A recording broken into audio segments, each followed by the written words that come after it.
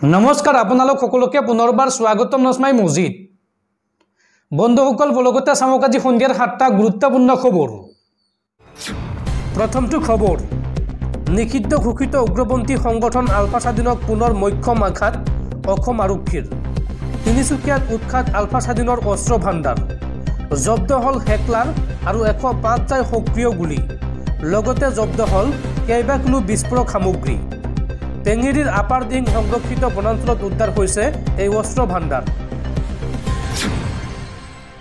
পৰৱৰ্তী খবৰ মুখ্যমন্ত্ৰী হিমন্ত বিশ্ব শৰ্মাৰ বাবে এইবাৰ বিপদত পৰিছে প্ৰধানমন্ত্ৰী নৰেন্দ্ৰ মোদী হিমন্ত বিশ্ব শৰ্মাৰ এটা সিদ্ধান্তত থৰক প্ৰধানমন্ত্ৰী মোদীৰ চকী কিয়নো অসম বিধানসভাত চলি অহা শুকুৰবৰীয়া নামাজ বিৰতি বিলুপ্ত ঘটাইছে হিমন্ত বিশ্ব শৰ্মাই আৰু অসম বিধানসভাৰ নামাজ বিৰতি বিলুপ্তক লৈ মুখ্যমন্ত্ৰীৰ এই সিদ্ধান্তত এতিয়া নাৰাজ এনডিএৰ সহযোগী দল জেডিইউ অসম বিধানসভাত শুকুৰবৰীয়া নামাজ বিৰতি বিলুপ্তক লৈ মুখ্যমন্ত্ৰীক খুৰদাৰ সমালোচনা এনডিএৰ নীতিশ কুমাৰ বাহিনীৰ এনডিএৰ দুই সহযোগী দলে সমৰ্থন নকৰিলে নামাজ বিৰতি বিলুপ্তিৰ সিদ্ধান্ত আৰু এই সন্দৰ্ভত হিমন্ত বিশ্ব শৰ্মাক সংবিধান পঢ়াৰ উপদেশ দিলে নীতিশ কুমাৰৰ জেডিইউৱে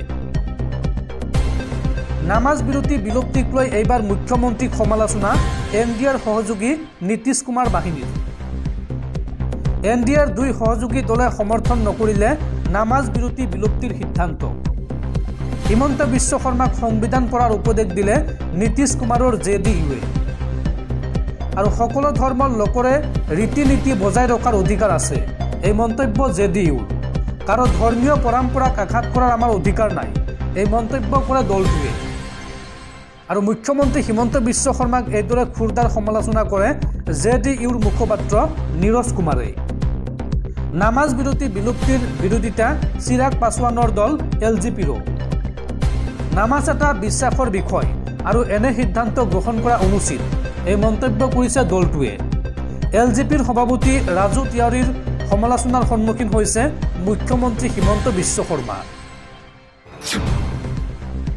পৰৱৰ্তী খবৰ মিয়াৰ প্ৰসংগত আকৌ সৰব মুখ্যমন্ত্ৰী হিমন্ত বিশ্ব শৰ্মা মিয়া গীতক লৈ এইবাৰ মুখ খুলিছে মুখ্যমন্ত্ৰীয়ে এই সন্দৰ্ভত মুখ্যমন্ত্ৰী হিমন্ত বিশ্ব শৰ্মাই মন্তব্য কৰি কয় যে আমাৰ বাপুতি সাহন বিহুটোক মিয়া বিহু কৰা কাৰ্য অসমীয়াই মানি নলয় আমাৰ সভ্যতা সংস্কৃতিক বিকৃত উপস্থাপন অসমীয়াই মানি নলওঁ এই মন্তব্য হিমন্ত বিশ্ব শৰ্মাৰ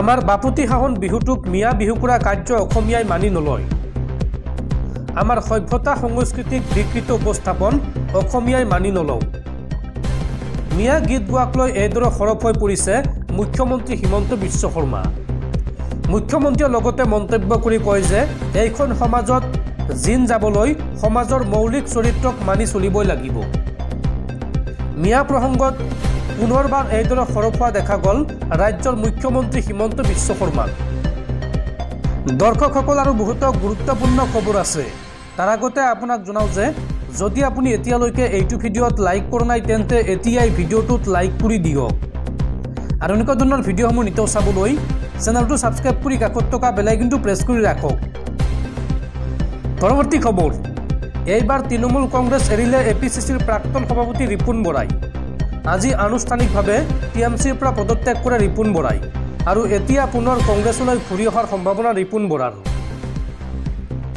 তৃণমূল কংগ্ৰেছ এৰিলে ৰিপুণ বৰাই অসম তৃণমূল কংগ্ৰেছৰ সভাপতি ৰিপুণ বৰাৰ তৃণমূল কংগ্ৰেছ ত্যাগ সাধাৰণ সম্পাদক অভিষেক বেনাৰ্জীলৈ এই সন্দৰ্ভত প্ৰেৰণ কৰিলে পদত্যাগ পত্ৰ অসমৰ মানুহে তৃণমূল কংগ্ৰেছক গ্ৰহণ নকৰে পদত্যাগ কৰাৰ পিছতে এই মন্তব্য ৰিপুণ বৰাৰ আৰু সদ্যহতে আন্দোলনলৈ যোৱাৰ কথা চৰ্চা হোৱা নাই বৰ্তমান কিন্তু পুনৰ কংগ্ৰেছলৈ ঘূৰি অহাৰ সম্ভাৱনা আছে ৰিপুণ বৰাৰ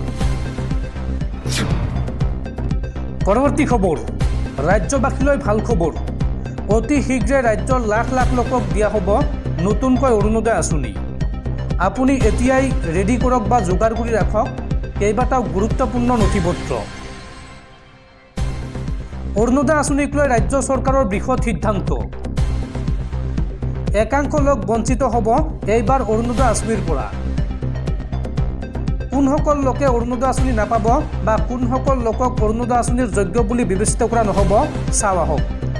ঘৰত চাকৰি থকা বা চাকৰি হোৱা আৰু গাড়ী লোৱা লোক বঞ্চিত হ'ব অৰুণোদয় আঁচনিৰ সুবিধাৰ পৰা। ইফালে প্ৰতিটো সমষ্টিত বৃদ্ধি কৰা হ'ব 10,000কৈ নতুন হিতাধিকাৰী, অৰ্থাৎ অতি শীঘ্ৰেই ৰাজ্যৰ প্ৰতিটো সমষ্টিত 10,000কৈ নতুন লোকক দিয়া হ'ব অৰুণোদয় আঁচনি। আৰু সৰ্বমুঠ 12,60,000 নতুন হিতাধিকাৰী অন্তৰ্ভুক্ত হ'ব অৰুণোদয় আঁচনিত। আৰু 15 ছেপ্টেম্বৰৰ পৰা ৰাজ্যত আৰম্ভ হ'ব অৰুণোদয় 3.0ৰ প্ৰক্ৰিয়া। অৰুণোদয় 2.0ৰ হিতাধিকাৰীয়েও এইবাৰ নতুনকৈ কৰিব লাগিব আবেদন। আৰু 2025ৰ 1 ফেব্ৰুৱাৰীৰ পৰা নতুন হিতাধিকাৰীয়ে পাব অৰুণোদয় আঁচনিৰ সুবিধা বা অৰুণোদয় আঁচনিৰ ধন। আৰু এইবাৰ ৰেচন কাৰ্ড থকা হিতাধিকাৰীয়েহে লাভ কৰিব অৰুণোদয় আঁচনি। ৰেচন কাৰ্ড যিসকলৰ নাই তেওঁলোকে কিন্তু এই আঁচনি লাভ নকৰিব। পৰৱৰ্তী খবৰ, ত্ৰিপুৰা চৰকাৰক 5 কোটি টকাৰ বান সাহায্য প্ৰদান কৰিলে অসম চৰকাৰে। আৰু মুখ্যমন্ত্ৰী হিমন্ত বিশ্ব শৰ্মাৰ হৈ মন্ত্ৰী জয়ন্ত মল্ল বৰুৱাই ত্ৰিপুৰাৰ মুখ্যমন্ত্ৰী ডক্টৰ মানিক চাহাক সাক্ষাৎ কৰি প্ৰদান কৰে এই 5 কোটি টকাৰ সাহায্যৰ চেক। পৰৱৰ্তী খবৰ, দেশৰ সাধাৰণ জনতাৰ ওপৰত পুনৰ মাধমাৰ। পুনৰ বৃদ্ধি পালে ৰন্ধন গেছৰ চিলিণ্ডাৰৰ দাম।